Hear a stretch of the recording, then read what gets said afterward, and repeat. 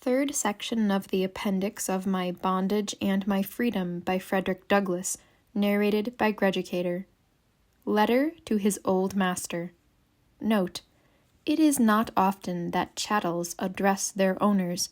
The following letter is unique, and probably the only specimen of the kind extant. It was written while in England. To my old master, Thomas Auld. Sir, the long and intimate, though by no means friendly, relation which unhappily subsisted between you and myself leads me to hope that you will easily account for the great liberty which I now take in addressing you in this open and public manner. The same fact may possibly remove any disagreeable surprise which you may experience on again finding your name coupled with mine, in any other way than in an advertisement, accurately describing my person and offering a large sum for my arrest. In thus dragging you again before the public, I am aware that I shall subject myself to no inconsiderable amount of censure. I shall probably be charged with an unwarrantable, if not a wanton and reckless disregard of the rights and properties of private life. There are those North as well as South who entertain a much higher respect for rights which are merely conventional than they do for rights which are personal and essential. Not a few there are in our country who, while they have no scruples against robbing the laborer of the hard-earned results of his patient industry, will be shocked by the extremely indelicate manner of bringing your name before the public. Believing this to be the case, and wishing to meet every reasonable or plausible objection to my conduct, I will frankly state the ground upon which I justify myself in this instance, as well as on former occasions when I have thought proper to mention your name in public. All will agree that a man guilty of theft, robbery, or murder has forfeited the right to concealment and private life, that the community have a right to subject such persons to the most complete exposure. However much they may desire retirement and aim to conceal themselves and their movements from the popular gaze, the public have a right to ferret them out and bring their conduct before the proper tribunals of the country for investigation. Sir, you will undoubtedly make the proper application of these generally admitted principles, and will easily see the light in which you are regarded by me. I will not therefore manifest ill temper by calling you hard names. I know you to be a man of some intelligence, and can readily determine the precise estimate which I entertain of your character. I may therefore indulge in language which may seem to others indirect and ambiguous, and yet be quite well understood by yourself. I have selected this day on which to address you because it is the anniversary of my emancipation, and knowing no better way, I am led to this as the best mode of celebrating that truly important event. Just 10 years ago, this beautiful September morning, your bright sun beheld me a slave, a poor degraded chattel, trembling at the sound of your voice, lamenting that I was a man, and wishing myself a brute. The hopes which I had treasured up for weeks of a safe and successful escape from your grasp were powerfully confronted at this last hour by dark clouds of doubt and fear, making my person shake and my bosom to heave with the heavy contest between hope and fear. I have no words to describe to you the deep agony of soul which I experienced on that never-to-be-forgotten morning, for I left by daylight. I was making a leap in the dark. The probabilities, so far as I could by reason determine them, were stoutly against the undertaking. The preliminaries and precautions I had adopted previously all worked badly. I was like one going to war without weapons, 10 chances of defeat to 1 of victory. One in whom I had confided, and one who had promised me assistance, appalled by fear at the trial hour, deserted me, thus leaving the responsibility of success or failure solely with myself. You, sir, can never know my feelings. As I look back to them, I can scarcely realize that I have passed through a scene so trying. Trying, however, as they were, and gloomy as was the prospect, Thanks be to the Most High, who is ever the God of the oppressed. At the moment which was to determine my whole earthly career, His grace was sufficient. My mind was made up. I embraced the golden opportunity, took the morning tide at the flood, and a free man, young, active, and strong, is the result. I have often thought I should like to explain to you the grounds upon which I have justified myself in running away from you. I am almost ashamed to do so now, for by this time you may have discovered them yourself. I will, however, glance at them. When yet but a child about 6 years old, I imbibed the determination to run away. The very first mental effort that I now remember on my part was an attempt to solve the mystery, why am I a slave? And with this question my youthful mind was troubled for many days, pressing upon me more heavily at times than others. When I saw the slave driver whip a slave woman, cut the blood out of her neck, and heard her piteous cries, I went away into the corner of the fence, wept and pondered over the mystery. I had, through some medium, I know not what, got some idea of God, the Creator of all mankind, the black and the white, and that He had made the blacks to serve the whites as slaves. How He could do this and be good, I could not tell. I was not satisfied with this theory which made God responsible for slavery, for it pained me greatly, and I have wept over it long and often. At one time, your first wife, Mrs. Lucretia, heard me sighing and saw me shedding tears, and asked of me the matter, but I was afraid to tell her. I was puzzled with this question, till one night, while sitting in the kitchen, I heard some of the old slaves talking of their parents having been stolen from Africa by white men, and were sold here as slaves. The whole mystery was solved at once. Very soon after this, my Aunt Ginny and Uncle Noah ran away, and the great noise made about it by your father-in-law made me for the first time acquainted with the fact that there were free states as well as slave states. From that time, I resolved that I would some day run away. The morality of the act I dispose of as follows. I am myself. You are yourself. We are two distinct persons, equal persons. What you are, I am. You are a man, and so am I. God created both, and made us separate beings. I am not by nature bond to you, or you to me. Nature does not make your existence depend upon me, or mine to depend upon yours. I cannot walk upon your legs, or you upon mine. I cannot breathe for you, or you for me. I must breathe for myself, and you for yourself. We are distinct persons, and are each equally provided with faculties necessary to our individual existence. In leaving you, I took nothing but what belonged to me, and in no way lessened your means for obtaining an honest living. Your faculties remained yours, and mine became useful to their rightful owner. I therefore see no wrong in any part of the transaction. It is true I went off secretly, but that was more your fault than mine. Had I let you into the secret, you would have defeated the enterprise entirely. But for this, I should have been really glad to have made you acquainted with my intentions to leave. You may perhaps want to know how I like my present condition. I am free to say I greatly prefer it to that which I occupied in Maryland. I am, however, by no means prejudiced against the state as such. Its geography, climate, fertility, and products are such as to make it a very desirable abode for any man, and but for the existence of slavery there, it is not impossible that I might again take up my abode in that state. It is not that I love Maryland less, but freedom more. You will be surprised to learn that people at the North labor under the strange delusion that if the slaves were emancipated at the South, they would flock to the North.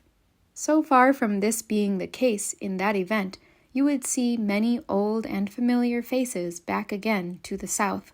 The fact is, there are few here who would not return to the South in the event of emancipation. We want to live in the land of our birth, and to lay our bones by the side of our fathers, and nothing short of an intense love of personal freedom keeps us from the South. For the sake of this, most of us would live on a crust of bread and a cup of cold water. Since I left you, I have had a rich experience. I have occupied stations which I never dreamed of when a slave. 3 out of the 10 years since I left you, I spent as a common laborer on the wharves of New Bedford, Massachusetts. It was there I earned my first free dollar. It was mine. I could spend it as I pleased. I could buy hams or herring with it without asking any odds of anybody. That was a precious dollar to me. You remember when I used to make $7 or $8, even $9 a week in Baltimore.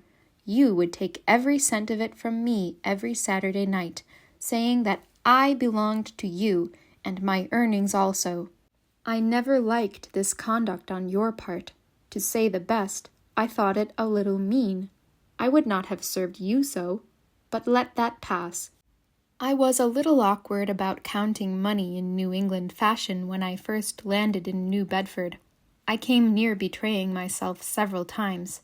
I caught myself saying "fip" for 4 pence, and at one time a man actually charged me with being a runaway, whereupon I was silly enough to become one by running away from him, for I was greatly afraid he might adopt measures to get me again into slavery, a condition I then dreaded more than death. I soon learned, however, to count money as well as to make it, and got on swimmingly. I married soon after leaving you. In fact, I was engaged to be married before I left you, and instead of finding my companion a burden, she was truly a helpmate. She went to live at service and I to work on the wharf, and though we toiled hard the first winter, we never lived more happily. After remaining in New Bedford for 3 years, I met with William Lloyd Garrison, a person of whom you have possibly heard, as he is pretty generally known among slaveholders. He put it into my head that I might make myself serviceable to the cause of the slave by devoting a portion of my time to telling my own sorrows and those of other slaves which had come under my observation. This was the commencement of a higher state of existence than any to which I had ever aspired. I was thrown into society the most pure, enlightened, and benevolent that the country affords. Among these I have never forgotten you, but have invariably made you the topic of conversation, thus giving you all the notoriety I could do. I need not tell you that the opinion formed of you in these circles is far from being favorable. They have little respect for your honesty and less for your religion. But I was going on to relate to you something of my interesting experience. I had not long enjoyed the excellent society to which I have referred before the light of its excellence exerted a beneficial influence on my mind and heart. Much of my early dislike of white persons was removed, and their manners, habits, and customs, so entirely unlike what I had been used to in the kitchen quarters on the plantations of the South, fairly charmed me, and gave me a strong disrelish for the coarse and degrading customs of my former condition. I therefore made an effort so to improve my mind and deportment as to be somewhat fitted to the station to which I seemed almost providentially called. The transition from degradation to respectability was indeed great, and to get from one to the other without carrying some marks of one's former condition is truly a difficult matter. I would not have you think that I am now entirely clear of all plantation peculiarities, but my friends here, while they entertain the strongest dislike to them, regard me with that charity to which my past life somewhat entitles me, so that my condition in this respect is exceedingly pleasant. So far as my domestic affairs are concerned, I can boast of as comfortable a dwelling as your own. I have an industrious and neat companion, and 4 dear children, the oldest a girl of 9 years, and 3 fine boys, the oldest 8, the next 6, and the youngest 4 years old. The 3 oldest are now going regularly to school. 2 can read and write, and the other can spell, with tolerable correctness, words of 2 syllables. Dear fellows, they are all in comfortable beds and are sound asleep, perfectly secure under my own roof. There are no slaveholders here to rend my heart by snatching them from my arms, or blast a mother's dearest hopes by tearing them from her bosom. These dear children are ours, not to work up into rice, sugar, and tobacco, but to watch over, regard, and protect, and to rear them up in the nurture and admonition of the gospel, to train them up in the paths of wisdom and virtue, and, as far as we can, to make them useful to the world and to themselves. Oh, sir, a slaveholder never appears to me so completely an agent of hell as when I think of and look upon my dear children. It is then that my feelings rise above my control. I meant to have said more with respect to my own prosperity and happiness, but thoughts and feelings which this recital has quickened unfits me to proceed further in that direction. The grim horrors of slavery rise in all their ghastly terror before me. The wails of millions pierce my heart and chill my blood. I remember the chain, the gag, the bloody whip, the death-like gloom overshadowing the broken spirit of the fettered bondman, the appalling liability of his being torn away from wife and children and sold like a beast in the market. Say not that this is a picture of fancy. You well know that I wear stripes on my back, inflicted by your direction, and that you, while we were brothers in the same church, caused this right hand, with which I am now penning this letter, to be closely tied to my left, and my person dragged at the pistol's mouth 15 miles from the Bayside to Easton, to be sold like a beast in the market, for the alleged crime of intending to escape from your possession. All this and more you remember, and know to be perfectly true, not only of yourself, but of nearly all the slaveholders around you.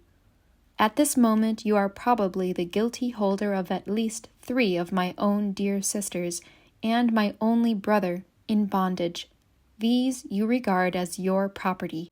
They are recorded on your ledger, or perhaps have been sold to human fleshmongers, with a view to filling your own ever-hungry purse. Sir, I desire to know how and where these dear sisters are.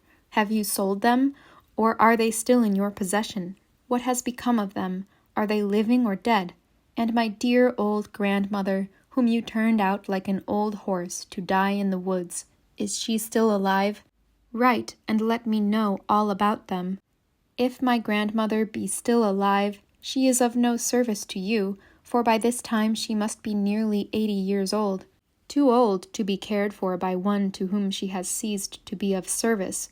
Send her to me at Rochester, or bring her to Philadelphia, and it shall be the crowning happiness of my life to take care of her in her old age. Oh, she was to me a mother and a father, so far as hard toil for my comfort could make her such. Send me my grandmother, that I may watch over and take care of her in her old age. And my sisters, let me know all about them. I would write to them and learn all I want to know of them, without disturbing you in any way, but that, through your unrighteous conduct, they have been entirely deprived of the power to read and write. You have kept them in utter ignorance, and have therefore robbed them of the sweet enjoyments of writing or receiving letters from absent friends and relatives.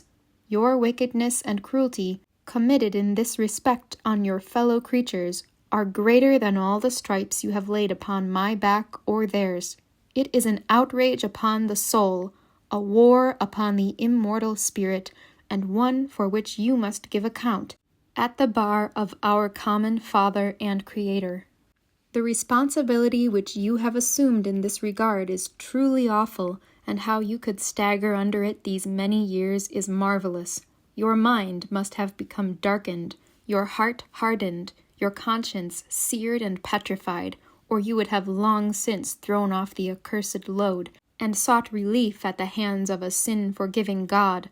How, let me ask, would you look upon me, were I, some dark night, in company with a band of hardened villains, to enter the precincts of your elegant dwelling and seize the person of your own lovely daughter Amanda, and carry her off from your family, friends, and all the loved ones of her youth, Make her my slave, compel her to work, and I take her wages, place her name on my ledger as property, disregard her personal rights, fetter the powers of her immortal soul by denying her the right and privilege of learning to read and write, feed her coarsely, clothe her scantily, and whip her on the naked back occasionally, more, and still more horrible, leave her unprotected, a degraded victim to the brutal lust of fiendish overseers who would pollute, blight, and blast her fair soul, rob her of all dignity, destroy her virtue, and annihilate in her person all the graces that adorn the character of virtuous womanhood. I ask, how would you regard me if such were my conduct? Oh, the vocabulary of the damned would not afford a word sufficiently infernal to express your idea of my God-provoking wickedness. Yet, sir, your treatment of my beloved sisters is in all essential points precisely like the case I have now supposed. Damning as would be such a deed on my part, it would be no more so than that which you have committed against me and my sisters. I will now bring this letter to a close. You shall hear from me again, unless you let me hear from you. I intend to make use of you as a weapon with which to assail the system of slavery, as a means of concentrating public attention on the system, and deepening the horror of trafficking in the souls and bodies of men. I shall make use of you as a means of exposing the character of the American church and clergy, and as a means of bringing this guilty nation, with yourself, to repentance. In doing this, I entertain no malice toward you personally. There is no roof under which you would be more safe than mine, and there is nothing in my house which you might need for your comfort, which I would not readily grant. Indeed, I should esteem it a privilege to set you an example as to how mankind ought to treat each other. I am your fellow man, but not your slave.